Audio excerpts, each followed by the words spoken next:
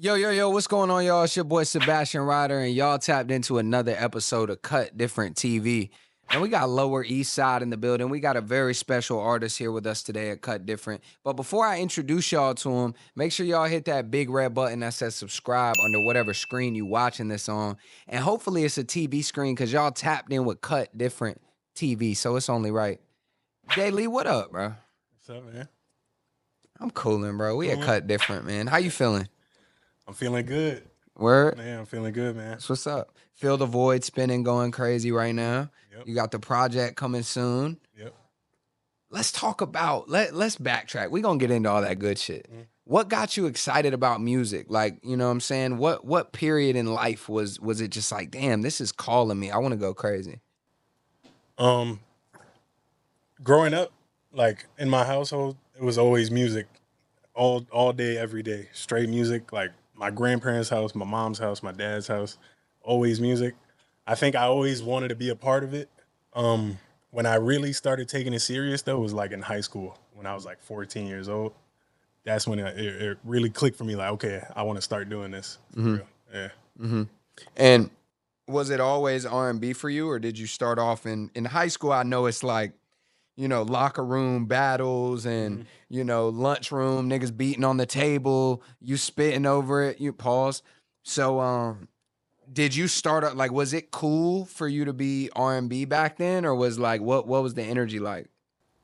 Honestly, I made all types of shit back then. I'm not even gonna lie. Like I was just experimenting. I feel like Mhm. I didn't find my sound until I haven't found my sound until maybe like 2 years ago. Mm. I didn't really start making music that like I really resonated with. Mm. But like in high school, it was all types of shit. It was R&B to pop to rock to like everything, hip hop, everything. Mm. Yeah.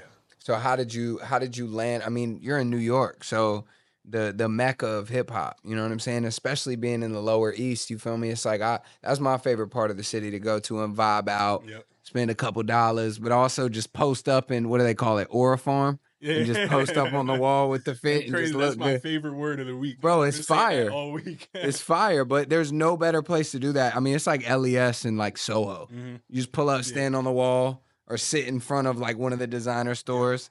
So, was it what was that like? You know what I'm saying? Well, I'm from the Lower East Side, but I grew up like in the projects, so I was in treacherous areas. But I would Treacherous. I would go like to Soho. I would go to like Union Square. I'll go over there. I'll go like Tompkins Square. I'll do all Mm, that stuff, and then Aura Farm in peace. Shit facts. like that. Facts. Yeah. I rock with it, bro. Yeah. So when does so you're experimenting with a bunch of different sounds, you know what I'm saying? And then you said you found your sound within the last 2 years, but you had a pretty strong mentor, right? Mhm. So I'm sure there's a lot of things that happen between 14-year-old Daily making music, fucking around to then working with PNB Rock. Mhm. Walk me through that journey. How do you get to that point? How do you establish that relationship? And then tell me about it. So when I was in high school, like towards the end of my senior year, which was like 2017, I had like a unreleased song that I made with my boy that I went to high school with. His name is Danny Singh. And we made that shit in like the basement studio.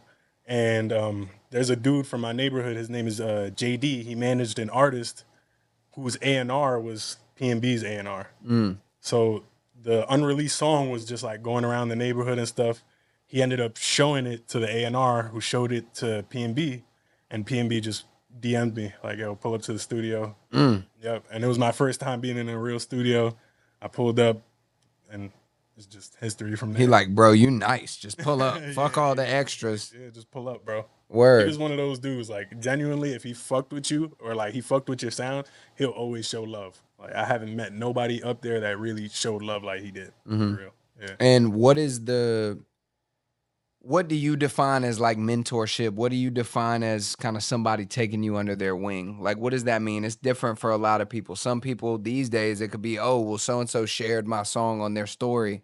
So now it's like, oh, that's big bro. Just wanted to take a quick second to shout out one of our partners, Upstream.io. If you're looking for a tool or a platform that allows you to streamline your customer relationship management, no matter what business you're in, whether you want to manage leads, you want to manage clients that you already have, if you want to have a website that allows you to streamline all of your offerings and showcase who you are as a brand or business, look no further. And if you're looking to streamline all of your content scheduling and you don't want to use 5-6 different platforms to make sure that you're getting content out on time, look no further. Upstream.io, and it's certified cut different. Now back to the interview. But like for you, what does that mean? Honestly, like someone who believes in you but doesn't only like tell you they believe in you, someone who like shows you they believe in you. Like he done put me in the studio with a bunch of people. He really showed me how to make real music in the studio. Like I was sitting in on all his sessions. He's showing me how to do certain things. He's telling me, yo, try this. And you know, it wasn't just only music with him. Like I could go to him about a lot of different shit, like problems that I'm having personally, and he'll help me out however he can. And you know, not just saying it, but like showing it type shit. Word. Yeah. What is like an interesting man? Obviously, RIP PNB. You know what I'm saying. But what is like a really strong memory that you have, or like a moment that you want to share that you know somebody might be able to smile today? Sure, it's a bunch of them. Yeah, there's so many. I guess the funniest moment was when he had braids at one point. He had to take his braids out, and he had to flat iron them. And I was with him that whole day, and he was just looking like Cat Williams the whole day.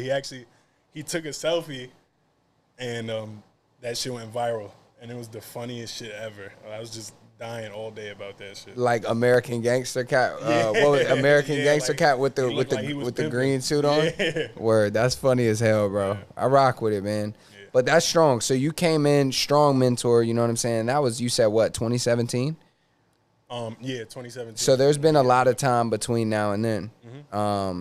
And you've had a lot of strong collaborations as well.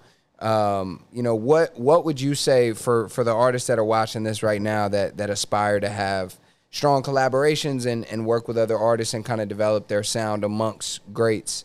What are some intangible things that you feel like you have as an artist that they maybe could adopt or learn from? Well, number one thing, I'm one of those artists that's always telling other artists, like, invest in a studio. Like, it's cool to go to the studio, catch a vibe. Like, you can always do that. I still do that sometimes, but, like, invest in a setup. Because when you create and learn to create on your own, that's when you really find yourself. You know, you might be in a real studio. It might be 50 people in there. Whoever's in there, you might have a lot of people. You might not want to experiment with your sound in that moment. You know what I'm saying? But if you learn how to record yourself, I used to wake up at like 4 a.m. sometimes. I have an idea in my head. I don't care how dumb I sound because I'm by myself, and I'll just try it out. So I feel like you really find your sound when you start doing shit like that. Yeah. And that's what you attest to, you know, finding the R&B vibe. Let's talk a little bit about your sound, right? So R&B, but still, you know, still the swag to it. You know what I'm saying? What do you feel like, right? I feel like that's kind of the vibe now. Like everybody is trying to, the trap shit and the hard hip hop, the hardcore shit is cool. There's a lane for it. But I feel like now it's that era of like, let's listen to some chill shit. Let's listen to some shit that not only can we vibe with as fellas, but when the ladies come around, we don't got to switch it up. Why do you think people are resonating with that? Because it's like R&B is on a comeback right now. You know, a lot of artists that do there's nothing wrong with like the gritty music. I've tried to make it before too. But it's like, I think we're like in an era where everybody is so exposed to social media and stuff like that. Not everybody gotta be hard to be cool, you know? Like, it's chill type shit. Like, yeah. Facts. And that plays directly into you and your music. Let's start to talk about what we got in the works. Fill the Void you dropped on April 11th. We shooting this interview after that. Yep. So what is the what has been the initial response? What has been the reception? And tell us a little bit about the origin of that record. Well, the response has been great. I haven't dropped in a little minute. I got everything together. I've been sitting on a lot of my songs for a minute. Like I said, I record myself, so I'm making music all day, every day. Fill the Void came about actually when I was actually in the studio though. So I was in the studio. I heard the music to it, no drums, no anything.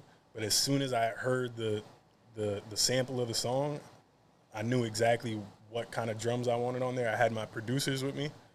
My producers are like my right-hand guys. Like, I'm with them all the time. He threw some, like, some R&B drums on there that, like, give you the feels, It gives you, like, that nostalgic feeling. Yeah. And I instantly had the melody in my head. I just had to put the words together. The first line was, girl, we in the same city, know you thinking about it. And it's like, okay, let's be real. Facts. Yeah, so that's how that song came about. Word. When you travel and you go, I don't know what your situation is, but are you the type to hit somebody up and be like, yo, I'm in your city, like, what's up? I just might. I ain't gonna lie. I just might fuck around and hit you up if I'm in your city. I don't know how long I'm gonna be there. I don't know when's the next time I'm gonna be there. I might fuck around and hit you up. It don't gotta be like that, but in your city, it might be like that. Yeah, let's get some soup dumplings or some shit. Yeah, listen, on some chill shit. Yeah, I feel that. Word. So filling the void, is it a direct metaphor of like, yo, I know you know what's up, like come fill the void with me? Or is it like, are you trying to fill the void of something that's missing by bringing this shorty in your life? It could go both ways. Like it could, but the first one you said, it is on some shit like we in the same city. I know you're thinking about it. It's like you got other dudes trying to do this and that, but you know the type of timing me and you are on. Facts. So it's like, why not? Come fill the void. Mm-hmm.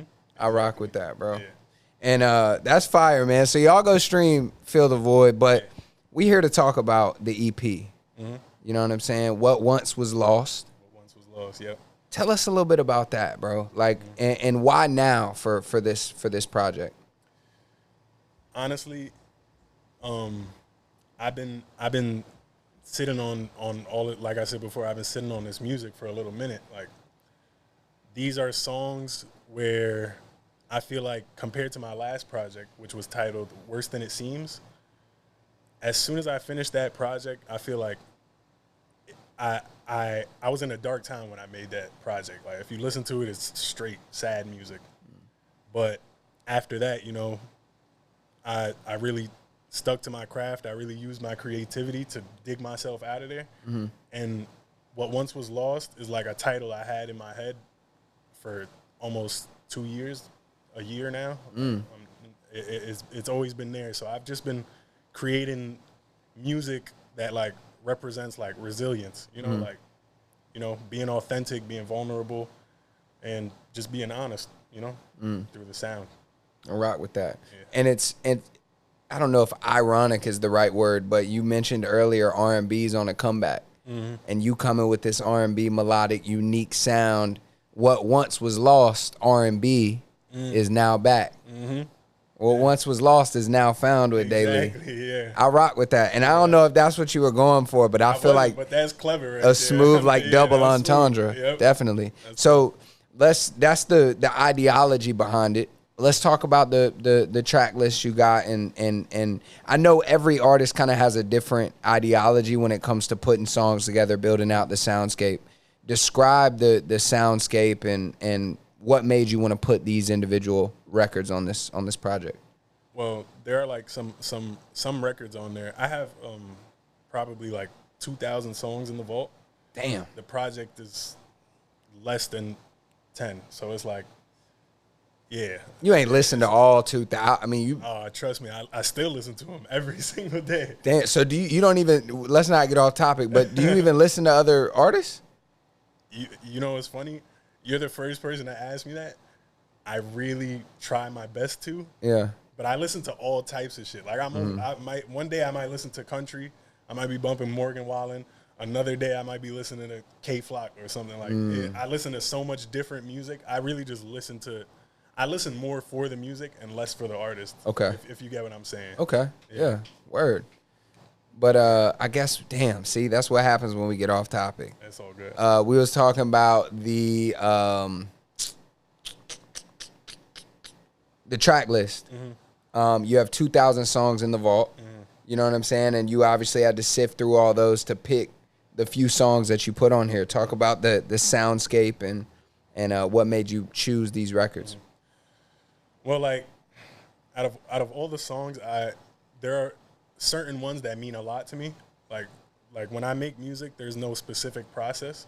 So like one day I might write a whole song that actually means something to me. One day I might just get in front of the mic and freestyle a song. And even though like I'm just freestyling, it might mean something to me after, but I just picked the songs that like really resonated with what once was lost and the ones that meant the most to me, like Fill the Void. Fill the Void was one. And keep in mind, out of all the songs, Fill the Void is probably like the latest one that I've done. And that was a couple months ago that I recorded that. So I putting them together, I kind of just went, there's probably like 2 or 3 that I knew they matched together. And then I just went based off that and kept building while keeping the title in mind and what it represents in mind. That's dope. So it's like, for an artist like you that's got this large vault of music, it's literally just going through and putting a puzzle together. Like, all right, here's the title, here's the umbrella. Now let's put the pieces in place. Yeah, and it takes a while too, because like it takes a very long time. I've been in sessions with like my producers, my engineer, my friends, my managers, and we listened to those 2,000 songs about 1 billion times, like all of them. Yep. Well, they say you got to put 10,000 hours in. So I feel like you got 2,000 songs. Shit, that's going to get you there. Yep. That's what's up, bro. So from I always like to ask an artist this, right? Like, you've been doing this for a minute, and you understand your sound clearly, right? If you're able to go through this large catalog, pick.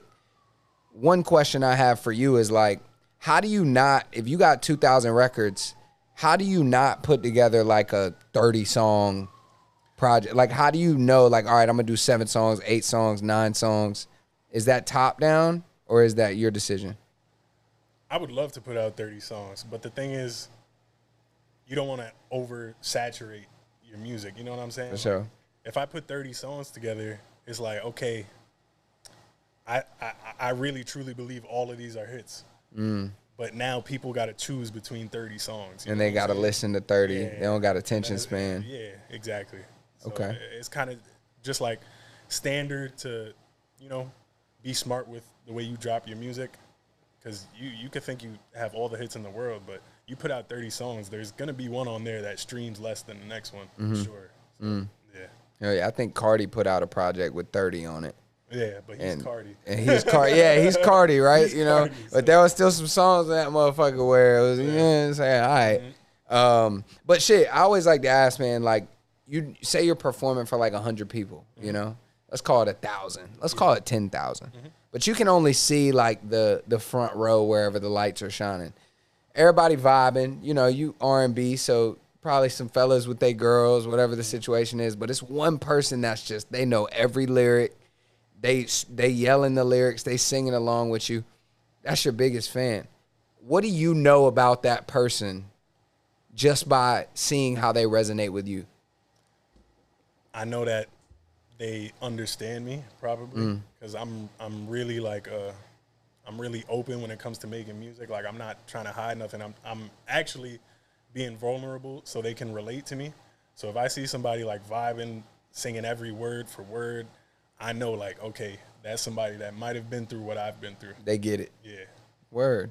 That's what's up. And then we got another question for you. Before I ask them this one though, make sure you hit that big red button that says subscribe. And if you're not already tapped in with Daylee, go stream Fill the Void. Go tap in with his new project as well. And where else can they find you that? Everywhere. Of course, of Everywhere. course. On socials, Way of Daylee on all socials, and Daylee on YouTube. Way of Daylee, that's hard. Yeah. All right, is that a bar? Did you put that the way and day? It's not even a bar. You know what it is? I was obsessed with Bruce Lee growing up. Like I don't know if you Bro, the way of water and all that Yep, shit. yeah. Bro, it's Way of crazy. the dragon. Like, Yes. So it's like somebody had Daylee, and I had to figure it out. And really, like I fuck with his philosophy a lot. So way of Daylee, it just always stuck. I rock with that, bro. That's fire.